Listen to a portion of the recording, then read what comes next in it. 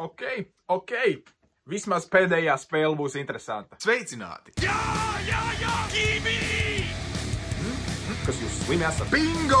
Nu, pietrūka hokejs. Go, Leafs, go! Tā labi. Jūs nopietni.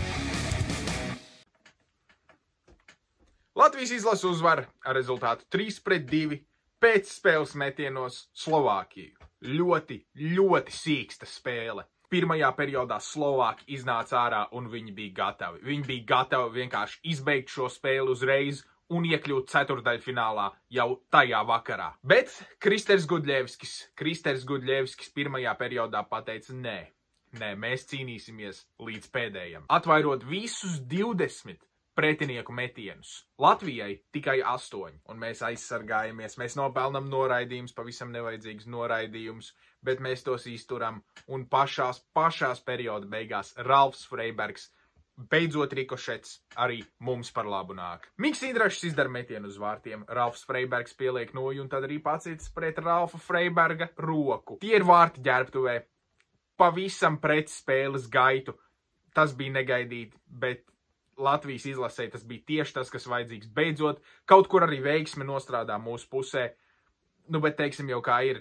Pēc pirmā perioda šī bija noteikti labākā spēle, ko Latvijas izlase parādīja šajā pasaules čempionātā. Jo īpaši otrā perioda otrajā pusē. Varbūt pirmajā pusē, jā, Slovāki joprojām nedaudz vairāk uzbruka, bet otrā perioda otro pusi jau sāka pārņemt Latvijas izlasi. Otros vārds gūt gan neizdevās, kaut gan iespējas tiešām bija. Mūsējie otrā periodā arī 2 vairākums nopelnīja, bet atkal Latvijas izlases vairākums nespēja gūt vārtus, un tā ir bijusi problēma visu čempionātu gaitā.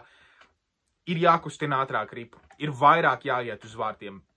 Tā bija problēma, un labi, ka mēs izglābāmies, ja spēles beigās, līdz tam mēs vēl tiksim, bet vairākums ir bijusi problēma, un mēs būtu varējuši uzvarēt šo spēli iespējams pamatlaikā, noteikti papildlaikā, ja vairākums būtu bijis līmenī. Un trešā perioda pašā sākumā kļūda aizsardzības zonā. Abi aizsargi, Markus Skomuls, Roberts Mamčits, viņi palien zem vārtu līnijas, vārtu priekš pilnīgi tukši, neviens tur nav, un Martins Pošpišils vienīgais cilvēks vārtu priekšā.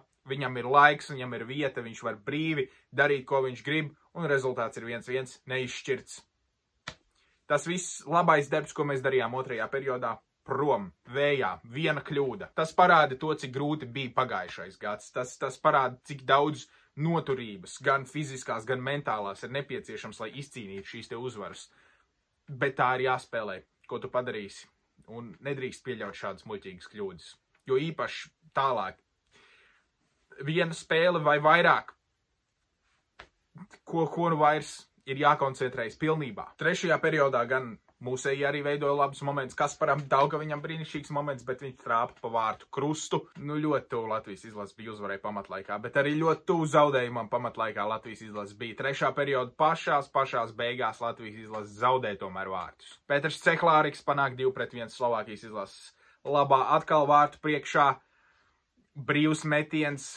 Nu, jā, tā Gudļevskim absolūti netverams aizsardzības kļūda, nepaņemam savus spēlētājus un, jā, nāksies izglābties un mēs arī izglābjamies. Oskars Cibuļskis 6-5 izdara brīnišķīgu, spēcīgu metienu no zilās līnijas.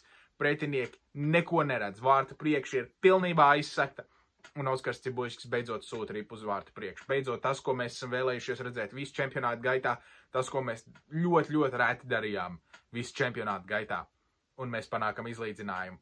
Ripa atrod ceļu cauri visai tai burzmai, kas bija vārtu priekšā, uz vārtiem, un rezultāts ir neizšķirts. Oskars Cibuļskis izglābīja pasaules čempionātu Latvijas izlasē. Un tad mēs dodamies uz papildlaiku. Kaut gan pašās beigās Dzierkalam bija lieliski iespēja izraut uzvaru, bija arī lielisks iespējas, jā, bet mēs dodamies uz papildlaiku, kur mums ir vairākums. Jau pašā sākumā ir vairākums, un to mēs nerealizējam.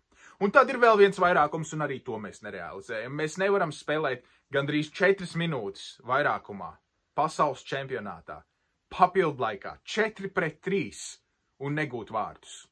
Tik svarīgā spēlē.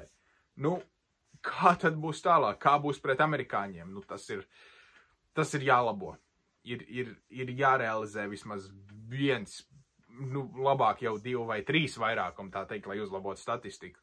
Un tad mēs varbūt arī varam cerēt uz ceturtdaļfinālu. Bet jā, papildlaiks nerealizētie vairākumi, kas nozīmē, ka mēs dodamies uz bullīšiem, un bullīšos Dans Ločmelis, ļoti labi, Dans Ločmelis realizē savu metienu, Jurais Slavkovskis realizē savu metienu, jā, 1-1 un ilga sērija, Kristers Gudļevskis, krampji, ūdens trūkums, un viņš izskatās traumēts bez mazvai, ja, bet beigās mēs zinām, ka viņš nav traumēts, tie ir tikai krampi.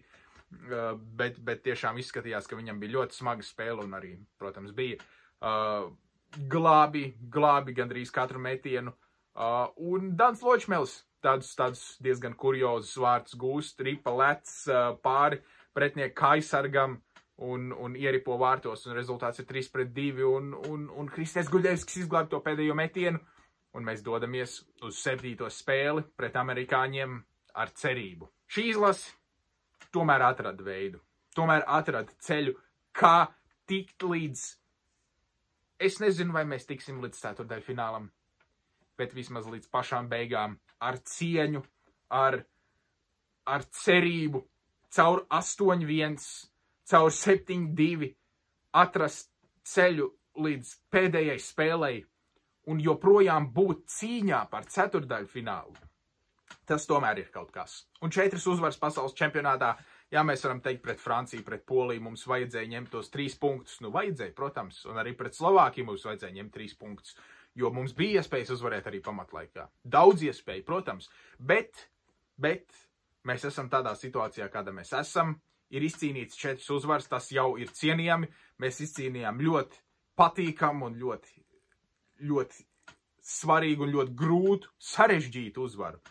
Bet tomēr beigās patīkam uzvaru pret Slovākiju. Nu, un mums arī ir jāskatās uz to, kā zinām uzvaru. Nu, tomēr šī komanda izskatījās pilnībā salauzta pēc 8-1 pret Vāciju, pēc 7-2 pret Zviedriju. Izskatījās, ka šai komandai jau ir, tā teikt, laiks braukt mājās, ka Elvim Merzļikinam ir laiks bez mazai beigt karjeru Latvijas izlasē.